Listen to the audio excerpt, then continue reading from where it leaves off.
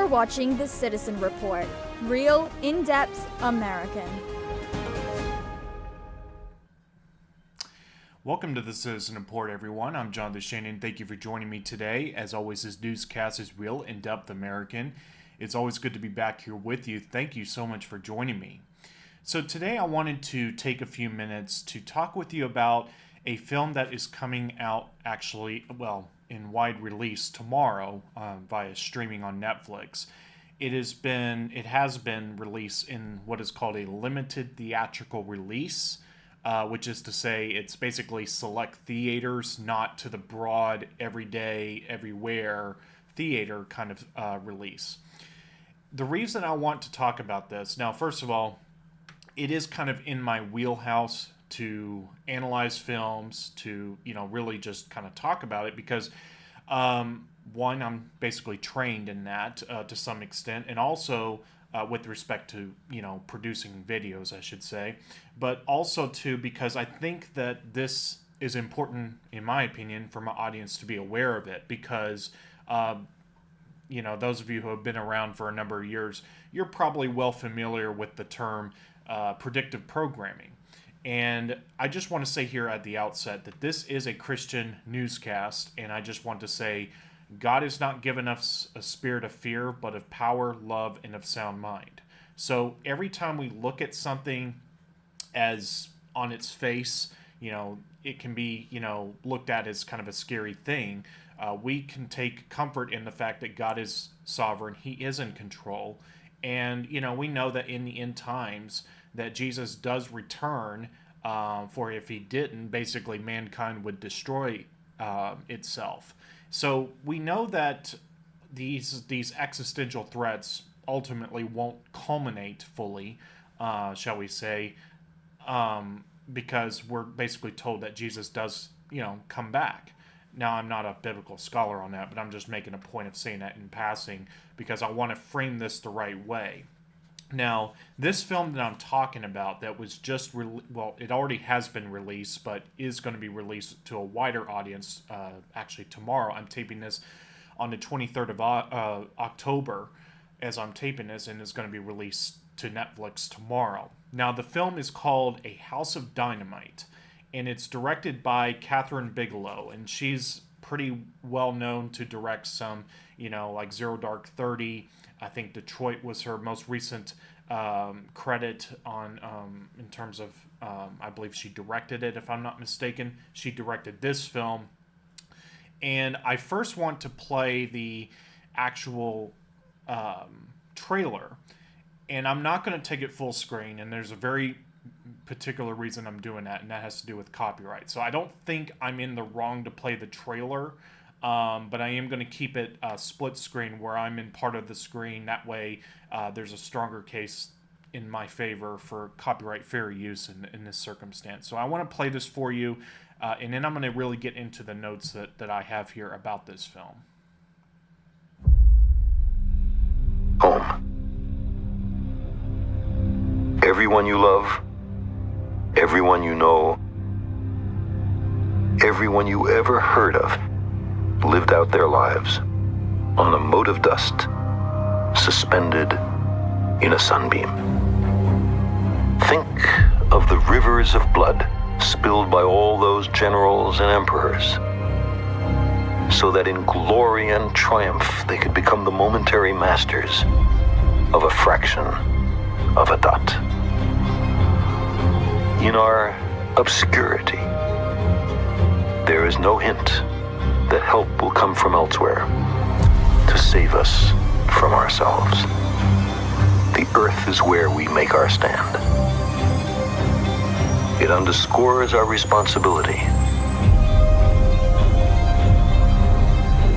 to preserve and cherish the only home we've ever known. Okay, so that is A House of Dynamite, one of the trailers for it on that's going to be released tomorrow, October 24th, on Netflix. And just to say on a side note, I actually went to see this by myself. Where I live, I don't like to say exactly where I'm at, but For me, where I'm at, I had to drive basically what amounts to be almost an hour down to Sevierville, which is kind of a touristy area, and they had it playing in a theater down there. So I went there actually a little over a week ago now, and I watched it. I went by myself, and it was an intense movie. I'll say that. As a Christian, I feel like I need to say this, that if you're going to watch this, be aware that it does have a lot of strong language, and I mean very strong language. It is actually rated R, but the only reason it's rated R is because of the language, which kind of surprises me, honestly, that it would be rated R on that basis. It doesn't show anything graphic, I'll say that much. Now, I'm going to go into this now, and I just want to say, I feel obligated to say this also, that there's going to be a lot of spoiler alerts, a lot of spoilers in this. But I feel like, especially if you're not planning to watch this kind of film, because I understand this is the kind of film not everyone can stomach, but if you can, I would encourage you to watch it from an analytical standpoint.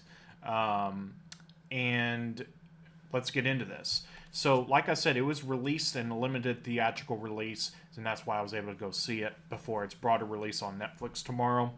So, now, like I said, this is intense. It gets a little intense, so if you're not into this, it's okay. Come back for another episode. That's perfectly fine. But I feel like, I'm going to press on and do, speak the truth, and all of that.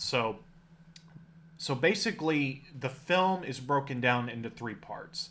And it's a single timeline from what essentially is 3 different points of view. So basically, as I determine it, part 1 point of view is Captain Olivia Walker, which is played by Rebecca Ferguson. She's kind of like the head person, or one of the head people in the White House Situation Room, which is like down below the White House, as I understand it, or something like that. And they monitor for threats from their point of view and such. So part 2 is essentially the point of view is framed through the lens, as it were, by Deputy National Security Advisor Jake Barrington, played by Gabriel Basso.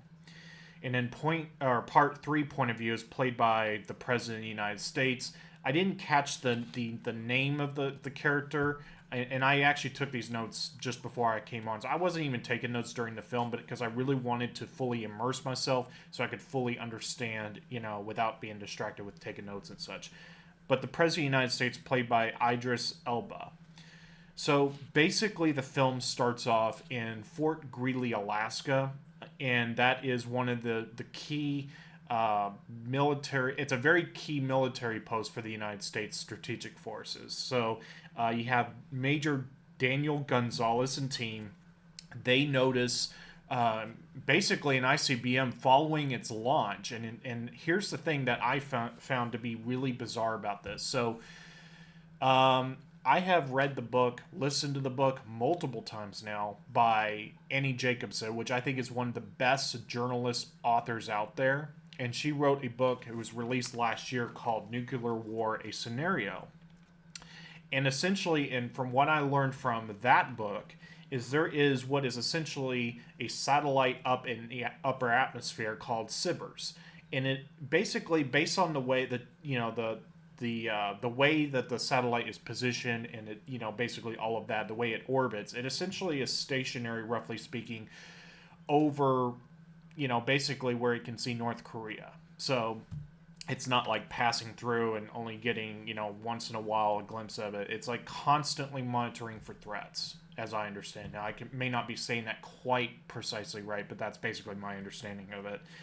So they detect the ICBM only after launch and not upon launch. The reason I mentioned SBIRS is because SBIRS will detect the hot rocket exhaust of an ICBM literally less than a second after it ignites. So basically before the missile is even left the ground, or certainly within the second, it will know, the system will know about it. So for whatever reason, the way this plot plays out, they only detect I don't know if it's like a minute after. It doesn't really say how long after that I recall, but it was like sometime, let's say in the first minute or two, but not upon launch. So they don't really know in this plot which country launched this.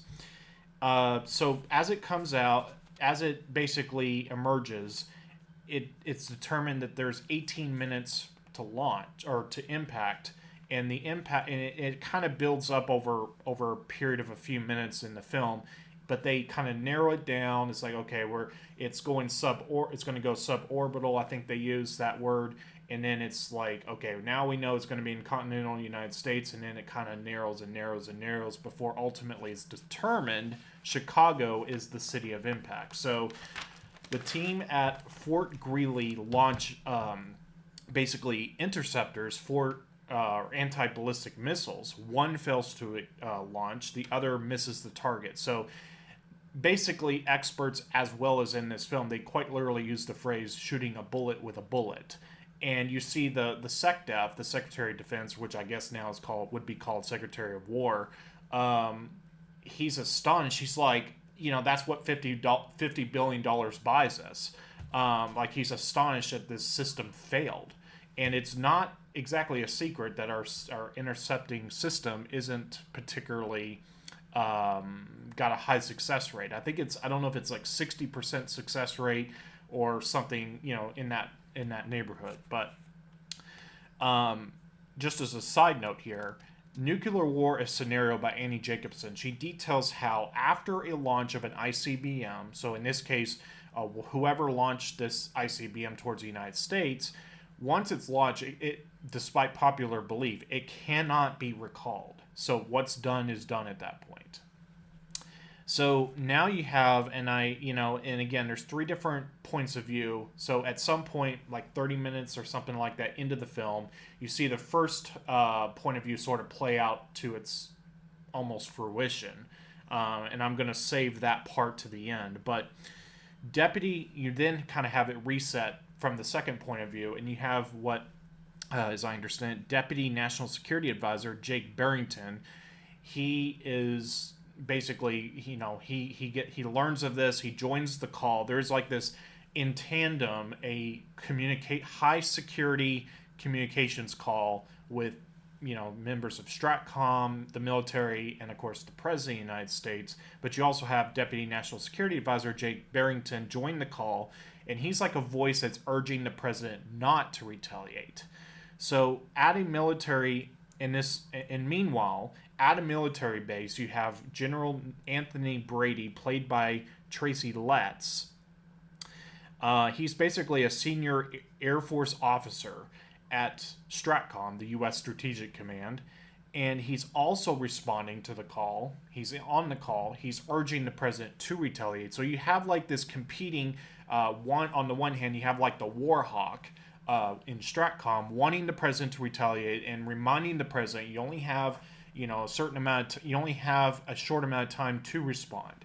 And then you have Barrington, the Deputy National Security Advisor, urging the president not to retaliate. So you have this kind of playing out in tandem, and sort of their butting heads, as it were, and it's kind of like, this tension, like who's going to win the president's mind over this.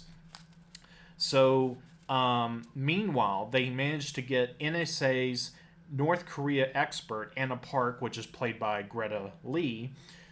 She joins the phone call, this multi-party call, basically, and she says her assessment, essentially to paraphrase, that her view was that North Korea was capable of launching the warhead.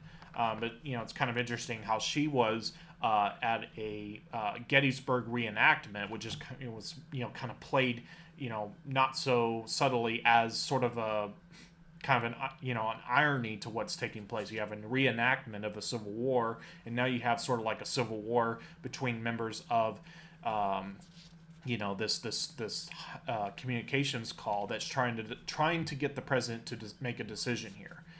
So now you also have meanwhile, I'm using that word a lot because there's a lot of twists and turns here. So Barrington reaches the Russian foreign minister and the Russian foreign minister claims that Russia did not launch and threatens retaliation if the U.S. attacks their submarine. And it's mentioned that, and it's kind of becomes a point of contention also, where Russia apparently has a submarine that was near the surface of the ocean surface, off the coast, as I understand it, of the U.S., I believe the East Coast, if I remember correctly, and it suddenly, in tandem with all this, drops below the surface.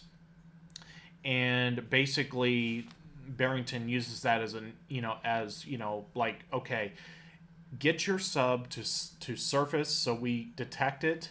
We're not going to strike it, but we need to see that you're willing to back down here. So basically, then you have the timeline reset again, and I'm not exactly sure where the timeline resets from my recollection. I'd have to watch it again to really kind of get this straight in my head. But basically, you end up having the point of view reset, the timeline reset with the third point of view, which is the president. And the president was going to a basketball game with some kids, and he's playing there, and, with like kind of an all-star basketball player, kind of playing with the kids and with the player. And then upon the launch of the ICBM, he's quickly whisked away by Secret Service, and he's put back into the limo, into the car. And with him, as is always the case, you have a what's called a mill aide carrying the nuclear football. So you have the president accompanied by Lieutenant Commander Robert Reeves, played by Jonah Hauer-King, and he is the military aide or mill aide, carrying basically what is a leather briefcase. It is nicknamed the football, and it is officially known as the Presidential Emergency Satchel. So basically, you see a very quick escalation from the president's point of view. You're hearing all these different things being said, and basically the president is overwhelmed, and he's like, we're briefed about what happens in this scenario or that scenario with a, for example, a Supreme Court justice, and he barely knows what to do in a case like this. So meanwhile, again, you have the Secretary of Defense, which I'm using that phrase knowing that it would now be Secretary of War. The president has a prerogative to name things as he wishes in the executive cabinet, but I believe that from a constitutional or as a matter of law, you would need the Congress to step in and officially rename it. But for purposes of the president, his prerogative, he can name day to day, rename, a department in his cabinet, from a branding practical standpoint. So you would have the Department of Defense would now become Department of War. Secretary of Defense would now be Secretary of Defense would now become Secretary of War. So again, I'm using the phraseology that they're using, and I'm assuming this was produced before the name changes took place. But anyways, so you do have the Secretary of Defense, SecDef, Reed Baker, played by Jared Harris. You see him, you kind of see the human side of him too, because as all this is taking place, you now see he's also trying to reach his daughter, which happens to be estranged for some reason, and his daughter happens to live in the Chicago area, and he's trying to get a sort of I guess like a secretary, to summon a helicopter from a nearby base to go pick her up, but it's futile because there's so little time, and there's, basically you get the sense that they're not really able to do it that quickly for her. So he ends up calling her and doesn't really tell her what's about to happen, and, after that phone call, he goes up to the top of the building, which I'm assuming is the Pentagon, and there's a helicopter waiting to take him to safety, but he instead walks past it and jumps off, commits suicide. Jumps off the building, steps off the building, commits suicide. So by this point, the president and the military aide are on Marine One and are in the process of leaving D.C. So the president, of course, being overwhelmed and realizing the gravity of the decision he's basically being pushed to make, calls his wife, the First Lady, which is played by Renee Elise Goldsberry, and she is at this time visiting Africa. and basically the president, is having trouble talking with his wife, the first lady, and essentially he's kind of back and forth trying to communicate with her versus talking with the military aide, which, by the way, if I didn't say it before, I meant to, but the military aide is always with the president at all times. The military aide is always there with the briefcase, the football, in case we come under nuclear attack or whatever. So basically, he asked the military aide, who is also portrayed as being a sort of an expert of these options that are in this, what is sort of colloquially known as the Black Book. And as I remember, Annie Jacobsen, in her book, Nuclear War Scenario, the reason it's called a Black Book is because it's just, the options you're given is like, options of death. And the Black Book, it's very secretive what it actually contains, but based on Annie Jacobsen's understanding of it, it's kind of like it's kind of sick to say this, but it's almost like presented, at least by her understanding of it, it's almost like a Denny's menu. It's like, oh, let's go to, let's choose option A, subsection B. It could be, something like that. So like, I would have a Grand Slam with a orange juice, for example. It's kind of like that presentation style almost. So anyways, so he's given two options by the mil aide, and the president is then basically, he's left to himself to decide what to do, because the president and the president alone in real life is the one that makes the call to launch or not to launch. And so basically, the film sort of wraps up by showing Site R, or I guess the front of Site R, or the portrayal of it, which is Raven Rock in Pennsylvania. It's supposedly this self-sufficient bunker where it is thought and it is believed that the president and other members of the cabinet and other people deemed essential would be taken to ride out nuclear war. And so basically you see these people rushing to get in as fast as possible as you hear the sirens blazing, and then, well, that's the end of the film. And I think the way the film was done, and I'm just going to kind of get right into my commentary on it now, the thing that I really like about this film, objectively, there's things I like and things I don't like. So what I did like was that it kind of left certain things open to interpretation. So, for example, it doesn't show the full onset of war, for example. It shows the tension and the buildup. And that's really what this film is about. It shows kind of a portrayal of what would happen if suddenly America was seen coming under attack. And, as Annie Jacobsen would call it in her book, a bolt out of the blue attack. Now, the reason I call this basically a predictive programming situation is that it's not exactly a secret. You have shows like The Simpsons. You have other things. Someone would even say that Snake Eyes, I believe it's called.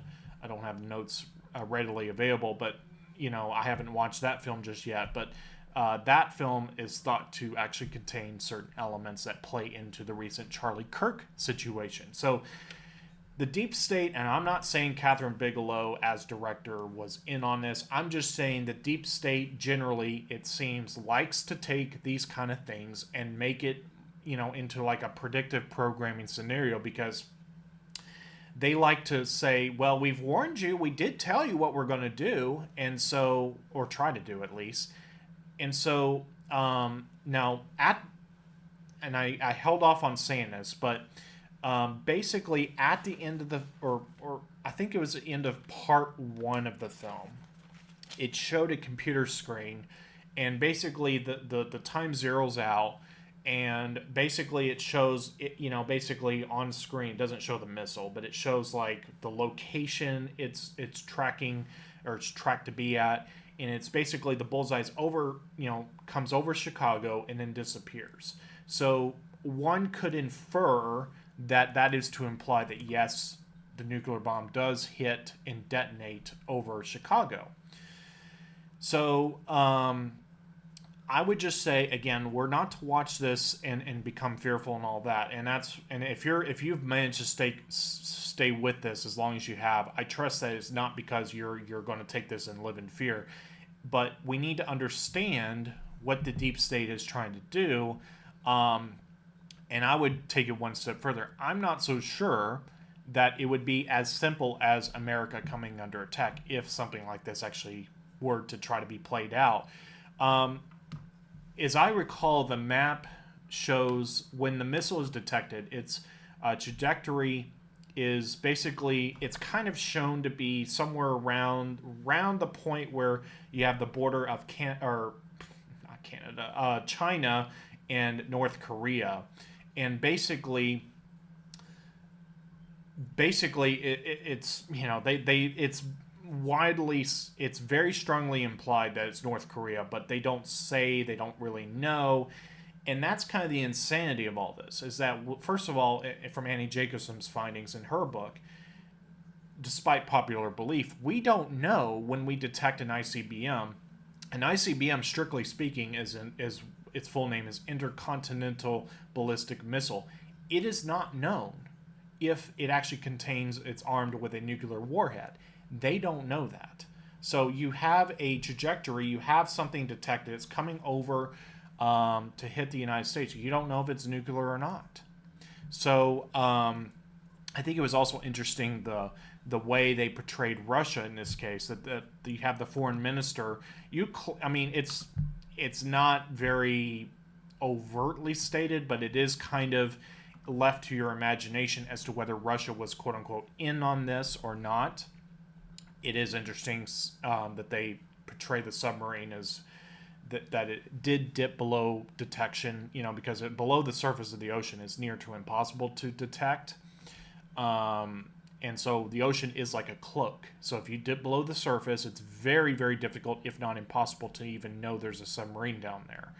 And it basically, Russia is told, look, surface your submarine, and then, that's a sign to us that you're not escalating things, not trying to escalate things. So Barrington, the Deputy National Security Advisor, he's basically the voice, in my opinion, the voice of reason. He's like saying, let's not attack. We don't need to attack. We cannot attack.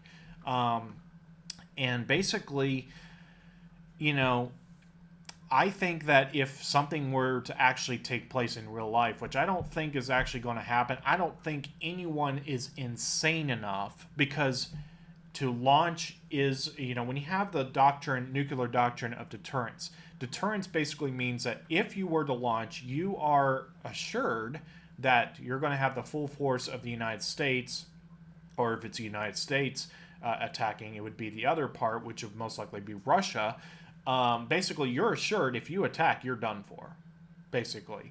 And so deterrence, if it fails, there's no incentive left except reason itself to de-escalate for the interests of humanity. So, and then, it's as far as the film goes, as I recall from a cinematography standpoint, because I'm just giving kind of a movie review outright as well, you have at certain points where my perception of it was literally the framing of the shot would be like on computer screens, where it would be subtly, where it would lose some focus and then regain focus, which I thought was a pretty cool detail, because in the moment of things, you're so overwhelmed that, your eyesight may, your perception of things may be a blur. Like, is this really happening right now?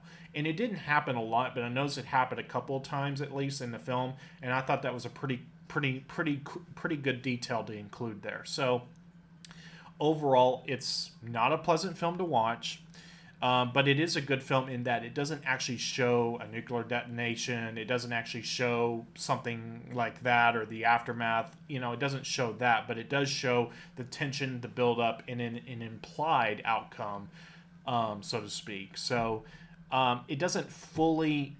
The timeline kind of ends at the point of it, assuming it is an impact. So again, it's not set. It's not absolutely, I don't believe it's absolutely certain that Chicago is hit, but I believe it basically is implied that they are. So for me, on a personal note, it's not exactly a comforting thought because I, again, don't like to give my exact location in this venue, but I will say I'm close enough to, for example, Oak Ridge, that they may not be the first target of a foreign enemy adversary, but they certainly would be up there on the list somewhere because they are very, very important to the nuclear industry of the United States, and they were, of course, part of the Manhattan Project in the 1940s.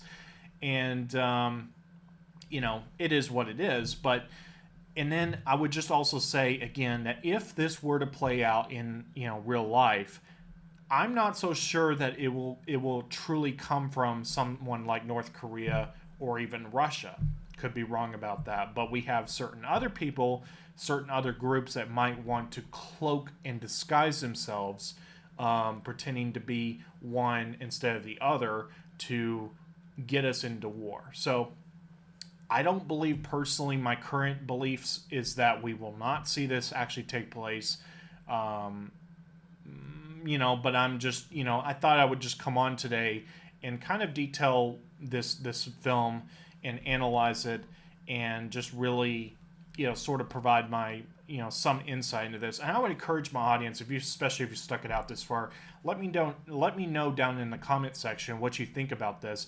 And if you do end up going to see this film, watching it on Netflix, I suppose, or if you can manage to find it in a theater somewhere, I would recommend the theater versus Netflix, but only watch if you have truly have the stomach for it, because it is tense.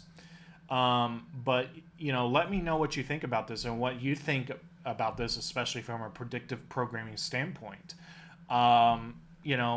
It is.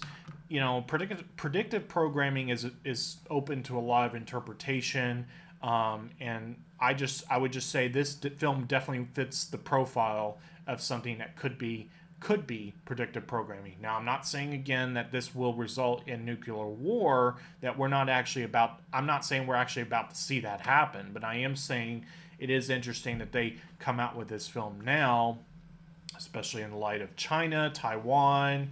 You have Russia and Ukraine still kind of going on. You have this ceasefire in Russia or Israel and the Gaza Strip, and then you have sort of the back and forth with that. So it is an interesting timing that this kind of happens.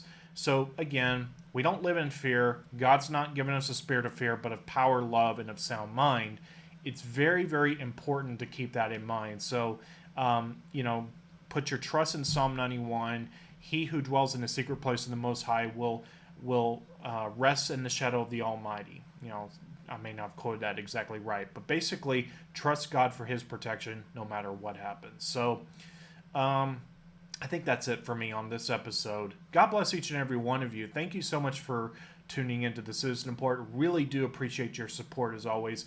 And if you haven't already, make sure to subscribe to my channel, Jonathan Shannon YouTube channel. Go to thecitizenreport.net, bookmark that as well. That contains the links to the other platforms, including Rumble.